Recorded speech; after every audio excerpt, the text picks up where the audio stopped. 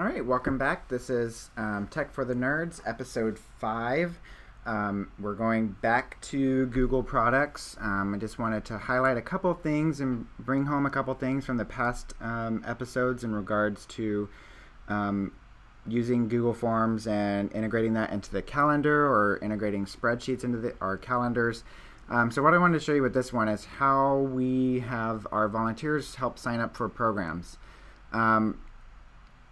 Right now we found this way to be, it's kind of convoluted, but it seems to work really well and the volunteers love it.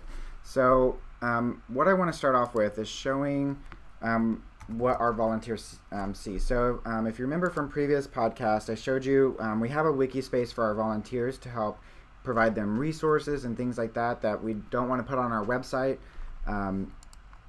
But we have volunteer tools, etc. But then we also have the volunteer calendar, which essentially this is a Google calendar. So what we've done is we've created a calendar called the GTM Volunteer Calendar, and that's within our Google account. So let me find that. There we are. And so right now I have the GTM Volunteer Calendar highlighted. So this is essentially that. And so this is our like the back end side of this calendar to where we can edit it and add things to it, and then they see it here and can interact with it.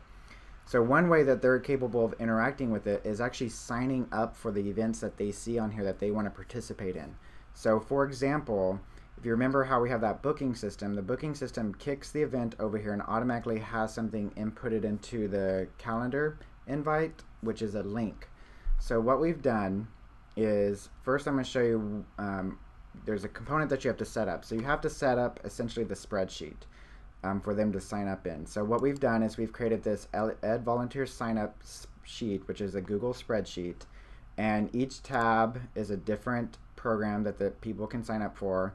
And we've created these. We've created all of this where it has the name and the date of the event, the time. The what's going on, who's going to sing, who's going to do water quality, and then if we have anybody shadowing, they're welcome to type their names in there. We do that the same with our public outreach events too, which has been really helpful. Where so for example, we have this Right Well Festival, and right now we have some people signed up to do that, which is really great. So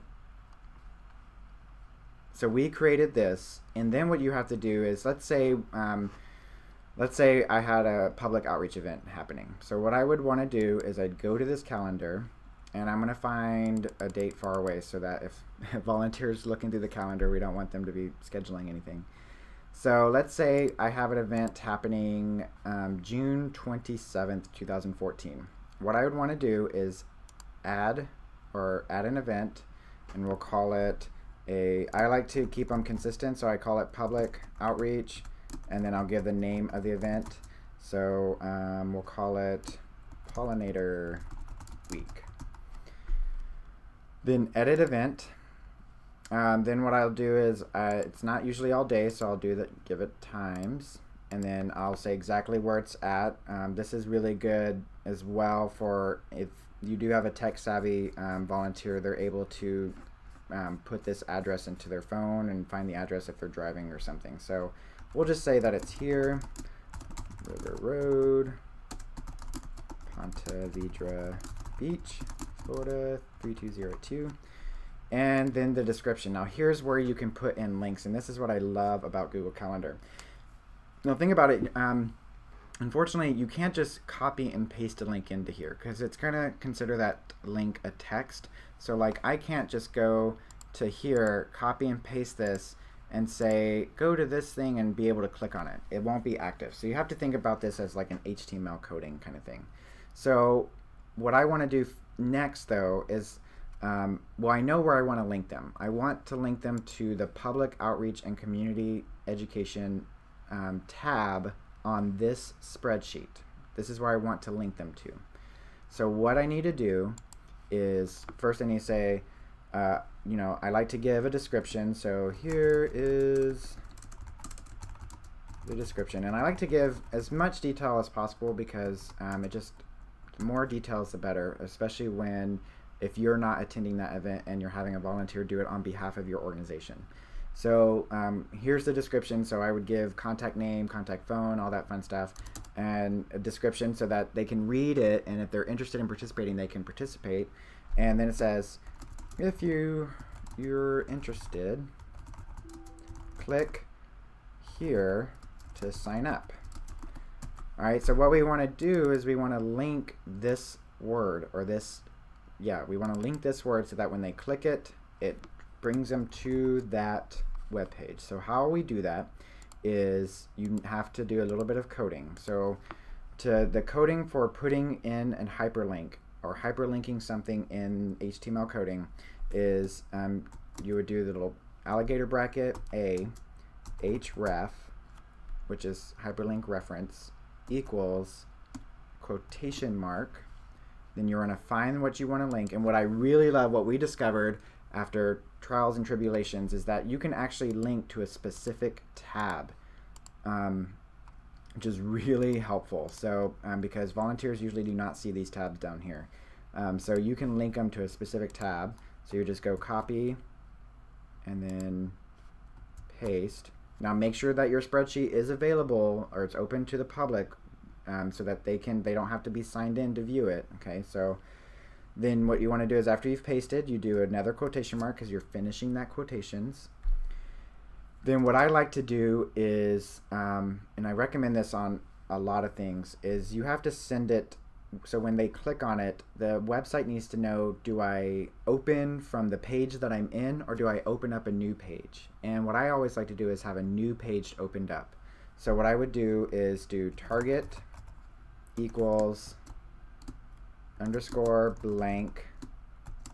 So what that's going to do is tell when they click on the link, it's going to open up a new page, as opposed to having to go back and forth and back and forth. So I just like opening up that new page. So then what we have to do is we want it to hyperlink this word. So what we would do is put the closing brackets, because remember in the one of the first podcasts they said computers are only going to do what you tell it to do. So right now you're telling it to hyperlink this entire statement. Well, we don't want it to do that. We want to close it around the here. So you do alligator mouth \a alligator mouth to close it. And what that's doing is it's telling to end this conversation that it got started right up there. Okay. What I also like to do is I like to make it bold. In a way that you make it bold, there's a couple of ways, but I just do, it's called strong. And so we have to end that argument, because you always end your arguments, otherwise it would bold the entire thing. So right now, what we would do is now we push save. So save. So this is public outreach, and we'll check it out, but what we need to do first is you have to make sure you do this, because we've forgotten to do this a couple of times, is you would add in your event. So insert for below, and then you have to do some finagling of merging cells. I like to do that because it allows, because you're able to put in the information here, but then you still have the lines for them to write in their names. Where was it at? Merging cells. So then this would be pollinator week, and then the date, which was Friday, June 27th, 2014, and then start time, end time. Also, something that people don't know is you can actually do hard returns in the cell, which would be Alt Enter, and that gives a hard return in the cell, which I really like. And then that's it. So then you can also color a different shading. I like to do that so that it stands out as something different. There we go. So now let's test it out. So let's go to the volunteer wiki, to the calendar, and go to, we'll jump ahead to June. So, there it is, June 27th. And now we say, here's the description. Here the description. Oh, I totally didn't catch that. If you're interested, click here to sign up. So if they click there, it opens it up. It brings it to the sign-in sheet, and they're able to type in their name. Something else I like to do of, cleaning house. So when an event happens, so for example, November 9th has happened already. Actually, so November 9th has happened. So you just highlight those cells and you can right mouse click and hide. I don't like to delete them because I like to go back in case I need to go back and see what happened, but hide the cells. That way, so when a volunteer clicks on this, they're not being like, oh man, what's all of this? And they have to scroll to the bottom. They do not like to scroll. So that is how to embed things into a calendar. You're also capable of anything that has a hyperlink, so PDFs or anything like that, you could hyperlink in here. Hyperlink to videos or anything. So once again, if you do have questions, please feel free to email me or give me a call, and I'll be happy to help out. And that's it for this podcast. Stay tuned for more.